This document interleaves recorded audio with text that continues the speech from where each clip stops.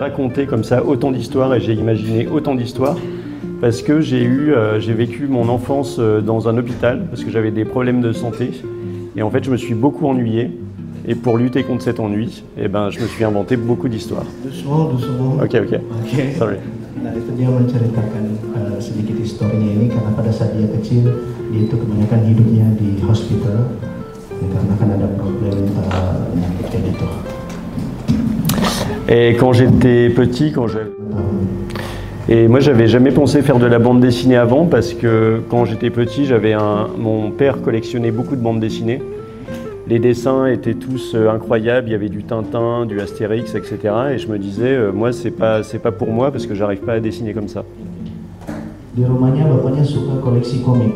Kalau teman-teman tahu itu ada belajar tentang cinéma dan komik. Et d'ailleurs, voilà comment je me dessine plus tard, quoi. Ça c'est toujours moi.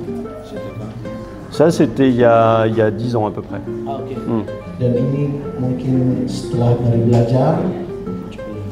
Pardon. Voilà.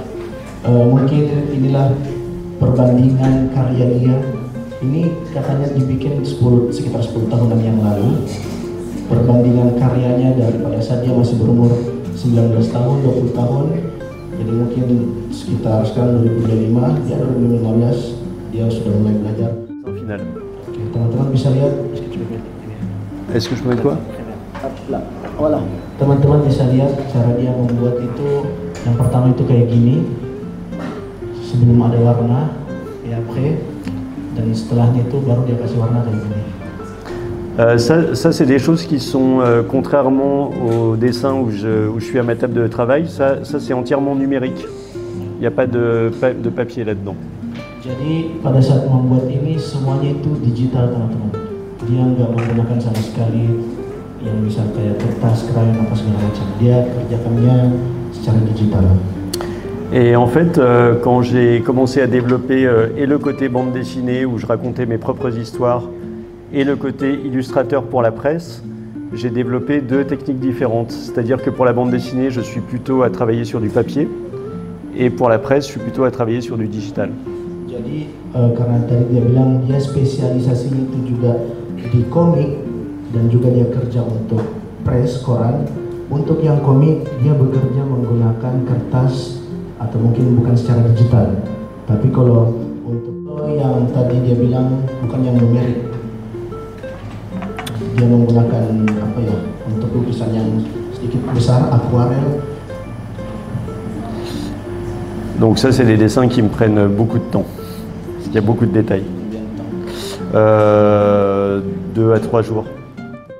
Donc ça c'est les aventures d'une crevette. Je suis le seul dessinateur au monde à dessiner des crevettes comme personnages principaux. Jadi ini tentang adventure seekor udang dan di Prancis dia satu-satunya seorang kreator yang membuat karakter dari udang. Ça à la base que je fais traditionnellement, donc le crayonné. Ini beberapa steps. Yang pertama itu ini, kemudian dia udah jadi kayak gini. Après l'ancrage. Dan selanjutnya kayak gini. Là il y a les bulles et tout ça. Sekarang sudah mulai, tadi yang sebelumnya udah mulai ada. Là je commence à poser les fonds en couleur. Perkataan kalimatnya dan akhirnya tuh kayak gini. Et après je pose les couleurs des personnages. Voilà. Kayak gitu dia. Next.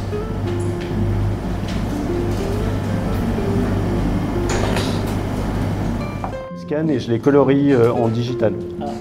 Jadi ini salah satu pekerjaan yang mix. Yang pertama dia kerjakan secara non digital, kemudian dia scan, tapi untuk mewarnainya dia lakukan secara digital. Et là mes crayonnés, ma mise en place, elle est faite sur des. Ouais. Vous avez chanté carte bleue ? Ouais. C'est trop bien, c'est un Uber quoi. C'est pas cher, c'est 1 euro quoi.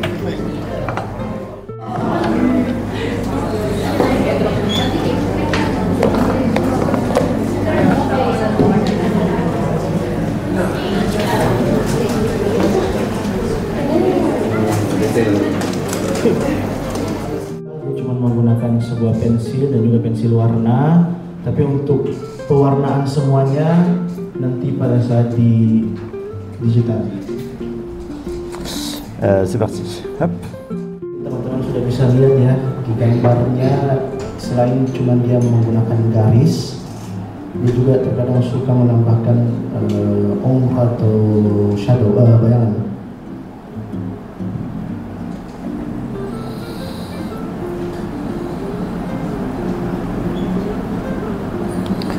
Ok, et là on a donc des systèmes de calque différents. Hop. Donc ça c'est mon calque trait que je mets au-dessus. Et après j'ai trouvé une aquarelle sur iPad que je trouve assez convaincante. On peut en fait, c'est une aquarelle qui peut mélanger deux couleurs. Si tu veux traduire, je sais pas. Ah tu peux. Regarde, par exemple, on choisit du orange on the left, and you must pick a different orange on the right. And with the same pen, you have both colors.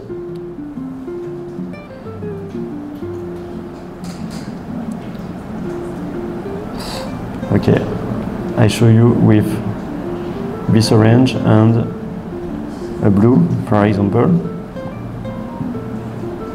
Okay. This is orange, this is blue. Okay? You see the difference? C'est en fonction de la pression en fait.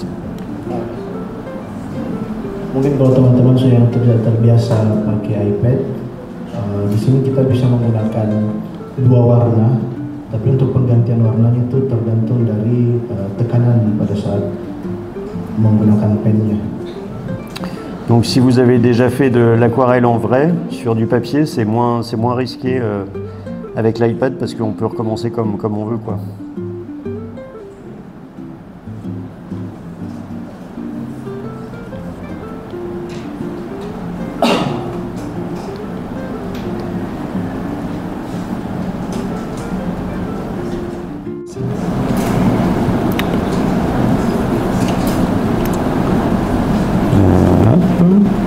There is a lot of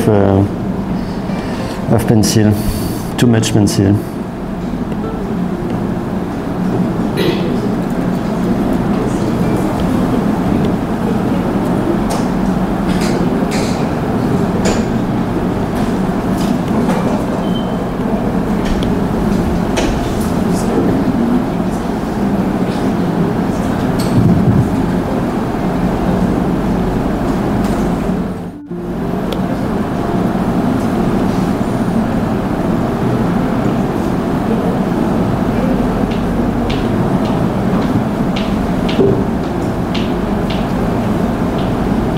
Et vous, what do you prefer to draw on with real paper or to draw in digital? Teman-teman lebih pilih menggambar melalui digital atau langsung di kertas? Semuanya deh, Pak. Saya dengar tadi di bagian belakang ada jawab kertas. Apakah semuanya digital atau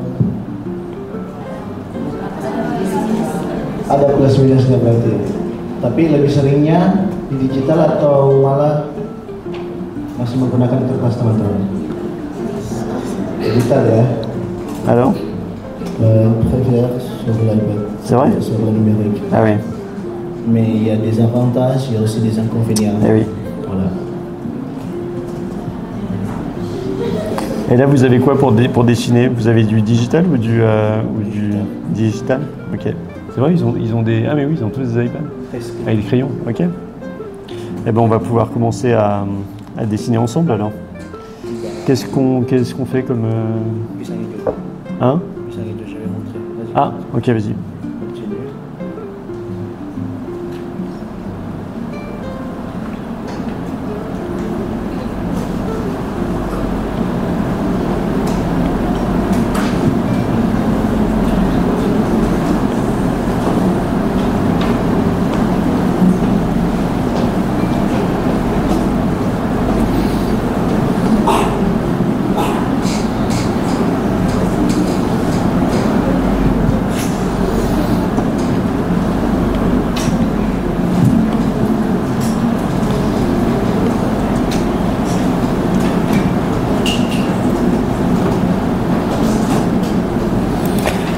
When you draw food, you can to make pour rendre appétissant un plat. Pour rendre appétissant un plat. Appétissant pour qu'on ait envie de le manger en fait. Voilà. On peut rajouter par exemple du fumé, de la vapeur. On peut aussi travailler sur la brillance des aliments, etc. Menurut dia dari tekniknya untuk memberikan ketertarikan lebih dari sebuah makanan yang dia gambar, dia bisa menambahkan mungkin ya warna yang lebih cerah, lebih mengkilau. Kalau yang dari sini mungkin dari nasi gorengnya ini misalnya berasap, kan berasap sih maksudnya lagi panas-panasnya kayak gitu. Par exemple, il y avait un exercice qui se pratiquait dans les studios Ghibli, donc qui font les films de Miyazaki, qui était en fait, quand ils engageaient des apprentis animateurs pour faire de l'animation, ils leur demandaient de dessiner un plat avec seulement 2 couleurs. Et en plus, les couleurs, c'était genre du marron et du bleu, tu vois. Et en fait, les gens devaient travailler beaucoup sur les textures et de le rendre le plus appétissant, enfin le plus... qui fasse le plus envie de manger, quoi. Dari pengalaman dia juga yang pernah coba kerja dengan studio Ghibli untuk memberikan apa namanya tadi appetition itu yang tadi saya bilang membuat makanan lebih menarik.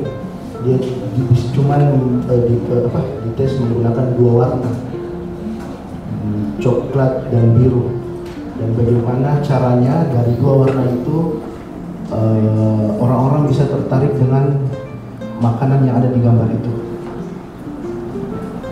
Et comme ça, voilà, ça fait travailler sur les textures, sur la brillance. Dan dia juga kerja di bagian tentang tekstur dari gambarnya. Begitupun juga dengan brillance. Brillance itu apa ya? Kilauan, brillance. Et que c'est pas en mettant plein de couleurs qu'on va forcément rendre quelque chose attirant, quoi. Jadi dari 2 warna itu dia juga sudah bisa gambar yang tekstur bagus, pencahayaannya segala macam bagus. Jadi nggak perlu menggunakan banyak warna. On va dessiner et puis je fais l'exercice avec vous. Comme ça, je dessine aussi, moi. Mungkin setelah ini kita akan coba. Teman-teman semua akan menggambar, begitupun juga dengan Guillaume. Karena hari ini kita adalah cita rasa Prancis, tapi kita ada di Makassar. Oke. Jadi lagi-lagi spesialisasinya Guillaume itu adalah ilustrator kuliner. Karena kita di Makassar, kita memilih dessert yang paling terkenal di Makassar yaitu pisang hijau. Jadi teman-teman membuat ilustrator desain dari pisang hijau, nanti juga saya coba tampilkan di atas pisang hijau, dan nanti mungkin setelah itu akan dilihat, diberi komentar dari Guillaume yang mana yang terbaik dari gambar teman-teman semua. Oke? Tu leur as dit quoi?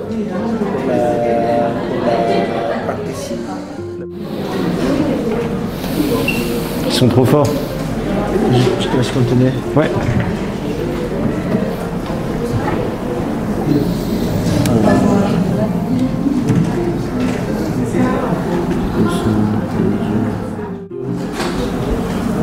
Ah ouais. Ok. Moi je vais faire des feuilles aussi, moi.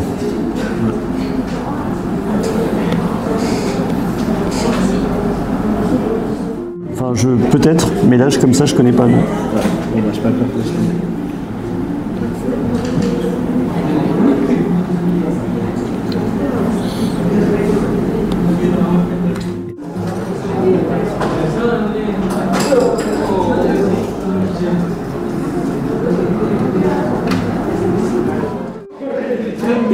Bon, déjà, merci à tous pour avoir dessiné. J'ai vu qu'il y avait des très très bons dessins.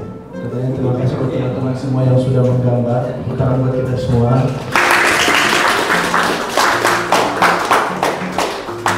Et d'ailleurs, je ne pensais pas que vous saviez aussi bien dessiner. Voilà, donc je suis surpris par le niveau de dessin. Jadi dia agak terkejut ternyata memang teman-teman malah lebih jago menggunakan digital daripada akuarel. Donc voilà comment j'ai procédé. Voilà. J'ai fait une rapide mise en place. Hop, voilà. Jadi yang pertama dia coba Un très rapide crayonné. Moi, je ne connais pas ce dessert, je ne l'ai même pas mangé. Je ne sais pas si c'est bon d'ailleurs. Kan tidak tahu, tidak pernah malah makan atau belum makan yang namanya pisang hijau. Dan untuk sementara dia ambil dari fotonya bagaimana cara mengaromatanya pisang hijau. Karena yang di foto di awal kan kita kasih foto yang sudah terpotong di pisangnya. Jadi kalau teman-teman yang menggambar menggunakan pisang hijau yang utuh itu apa? Karena kan teman-teman sudah tahu pisang hijau kayak gimana. J'avais une photo de départ, mais en fait, j'ai très vite arrêté de la regarder, à part pour les couleurs. Ah, ok. Donc là, comme ancrage, comme trait, j'ai choisi un crayon à papier pour garder le côté sketch. Yang pertama dia sketching, dan tadi juga beberapa komponen yang kita malah Guillaume nggak tahu. Kayak misalnya di Prancis itu daun pandan nggak ada ya. Ouais, là j'ai rajouté des feuilles parce que j'ai vu que sur des dessins il y avait des feuilles et je me suis dit ah c'est une bonne idée. Nggak ada, jadi makanya dia kurang tahu bagaimana cara menambahkannya. Begitupun dengan apa tadi namanya nangka, makanya saya sempat nanya apa sih nangka bahasa Inggrisnya karena di sana juga sulit ditemukan nangka. Donc là j'ai continué, donc là j'ai fait une première mise en couleur légère. Yang pertama dia coba mewarnai di step yang pertama. En fait, pour la vaisselle, j'ai vu que c'était beaucoup sur des vaisselles blanches. Moi, j'ai choisi de travailler avec une vaisselle bleue pour augmenter les contrastes, pour faire jouer les couleurs entre elles. Di sini dia bilang kebanyakan tadi di foto piringnya itu berwarna putih untuk warna, tapi dia coba mengganti warnanya agar terlihat makanannya lebih menarik. Donc ça, c'est quelque chose que j'imagine vous avez sûrement dû apprendre. Mais pour faire ressortir des couleurs, il faut toujours travailler avec les couleurs complémentaires à côté.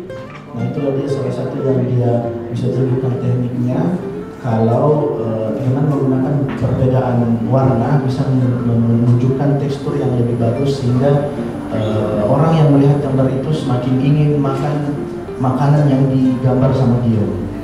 Là j'ai travaillé les ombres parce que j'ai vu que c'était ce qui manquait des fois à des dessins. C'est le travail de la lumière en fait. Quand vous mettez en scène de la nourriture, il faut toujours penser à l'éclairage. Ini dia tambahkan sedikit shadow sama teman-teman. Dia juga memberikan saran ke teman-teman kalau menggambar sebaiknya juga mengerti tentang bagaimana pencahayaan. Jadi kalau misalnya cahayanya dari mana, shadownya di mana, kameranya di mana, biar lebih detail. Voilà, j'ai aussi inventé un espèce de motif sur la vaisselle qui répondait un petit peu aux formes qu'il y avait dans l'assiette.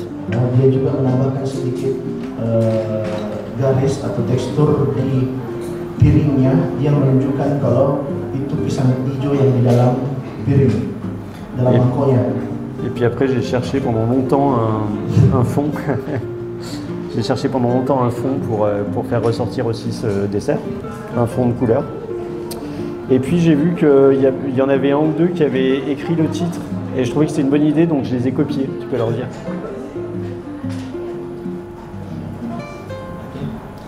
Hop, et je rajoute le titre.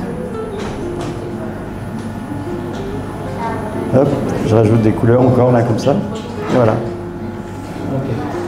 Dia malah awalnya nggak taruh judulnya pisang hijau karena dia sama sekali tulisannya nggak tahu hijau itu kayak gimana. Jadi katanya tadi sempat dia jalan-jalan, oh ternyata hijau itu tulisannya pisang hijau hijau. Dan final look dari lukisan atau gambar dari Dio yang kurang lebih setengah jam lebih seperti ini teman-teman.